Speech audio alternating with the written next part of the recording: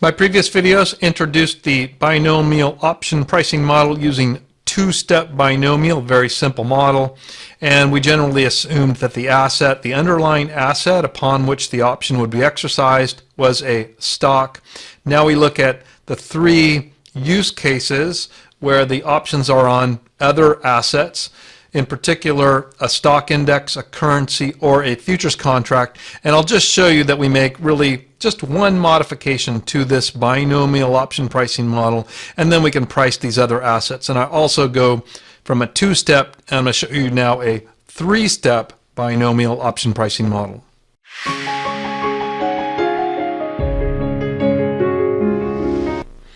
So options on other assets, meaning assets that are not stocks, include these three that are at the end of John Hall.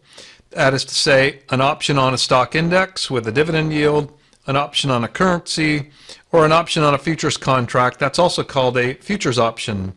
So there's really only one key difference or change, adjustment that we need to make to the binomial to handle these other types of options. And they relate to P, I have that P right here, which I've covered in previous videos, is the probability of an up jump in the binomial model.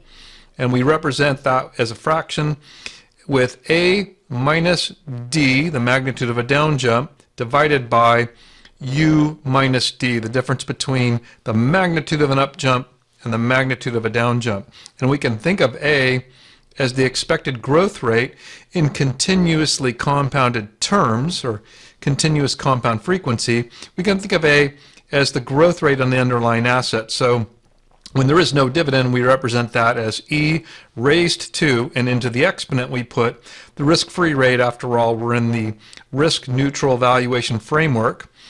E raised to the risk-free rate multiplied by delta T, which is the time step in the binomial. So that A we can think of as the growth rate in the underlying asset when there's not a dividend. So when there is a dividend, the only adjustment we have here to the A is we subtract the dividend yield from the risk-free rate, both in small letters, R minus Q, to denote that both are with continuous compounding. Makes it much easier to do the model that way. So that's the only adjustment to A, and it's thematic that the dividend yield reduces the value.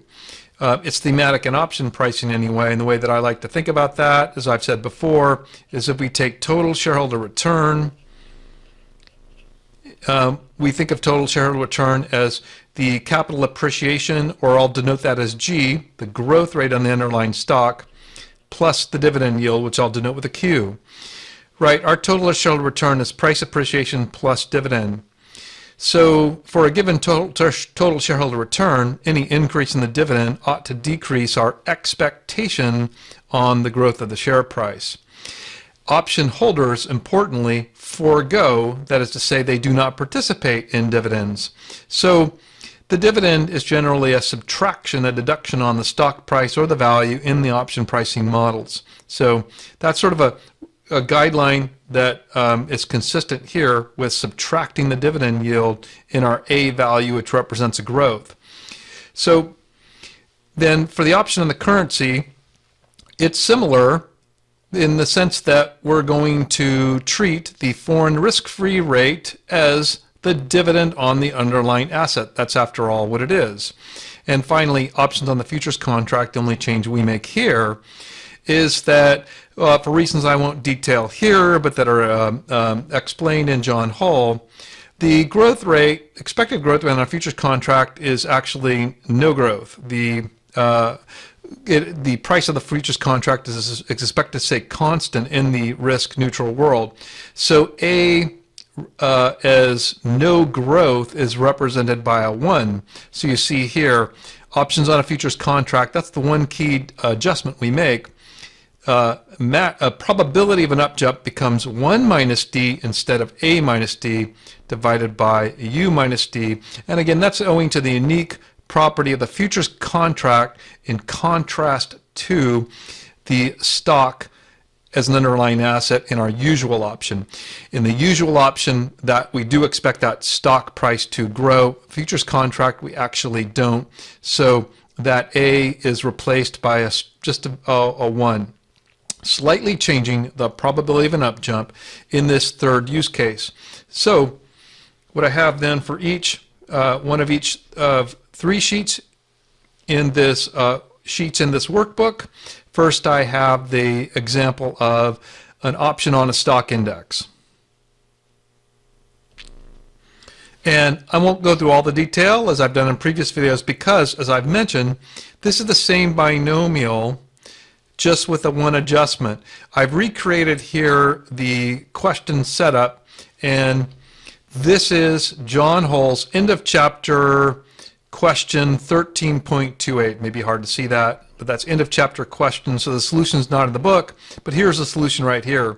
The answer to this value of this option is $87.51, and it's based in here. The stock index that's currently priced at 990, risk-free rate of 5%, and that index has a dividend yield, as we would expect a basket of stocks to have some non-zero dividend yield. So there's our dividend yield on the stock index, and we're asked, you can see here, to produce a three-step tree, 1, 2, 3, to value an 18-month American put option, right? So that means each time step is 6 months or half a year, right? 18 months, 1.5 years divided by 3 steps. Each step is 0.5 years, and the strike price is 1,000. Volatility is 20%. And so you can see right here is the key difference. Our computation of A, or the calculation of A, uses e raised to the R minus Q, subtracting the dividend and multiplying by the time step in the exponent, giving us in this case a value of 1.015, and then in turn that A informs the P, which I've said before is P is A minus D divided by U minus D. So the probability of an up jump is 51.8%, and the rest is as before, allowing us to build out this tree, not really of stock, but of index prices, right?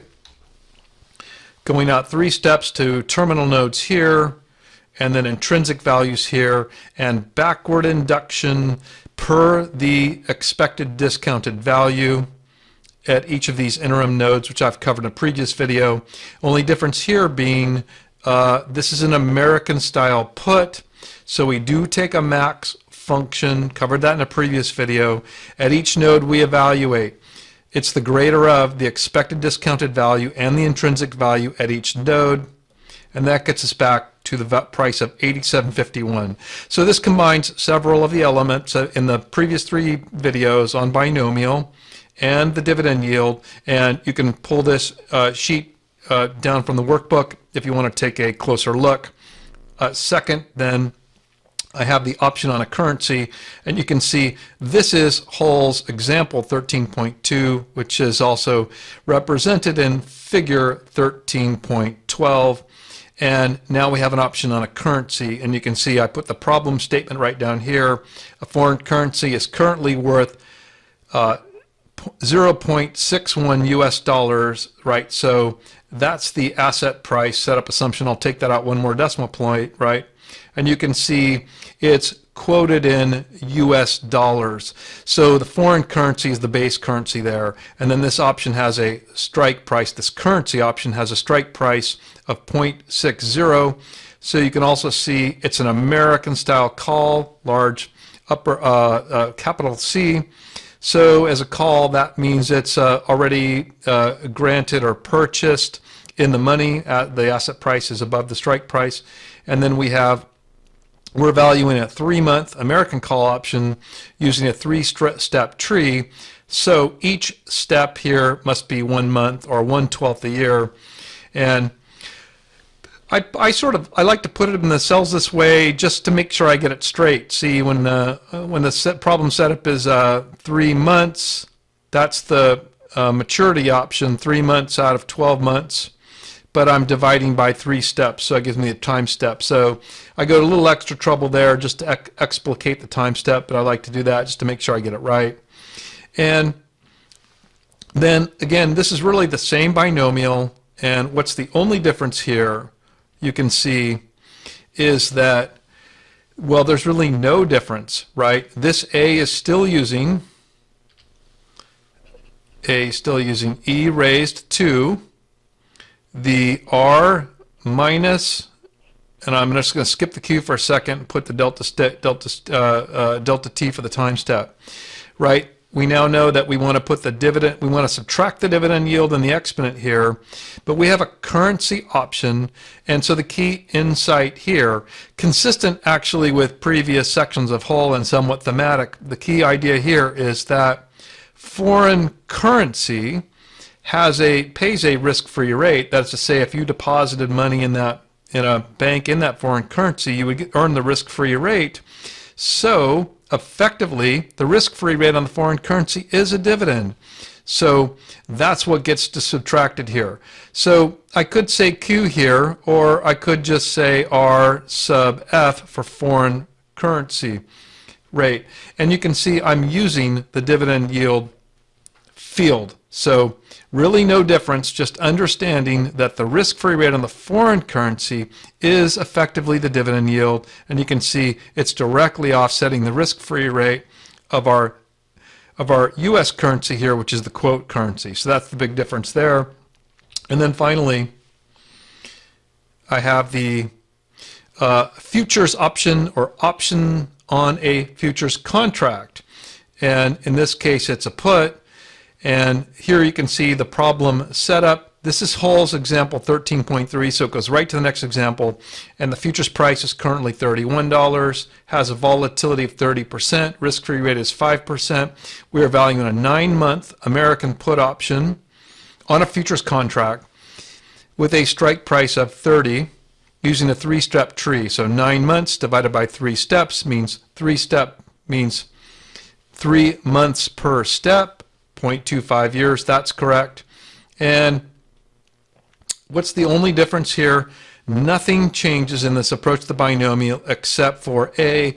Notice I've just hard-coded the A as a 1 as I introduced at the beginning, because this is an option on a futures contract, and that affects the P probability of an up jump, but otherwise the same binomial is used. So you can see all 3 of these use cases require just a small edit or modification to the binomial option pricing model.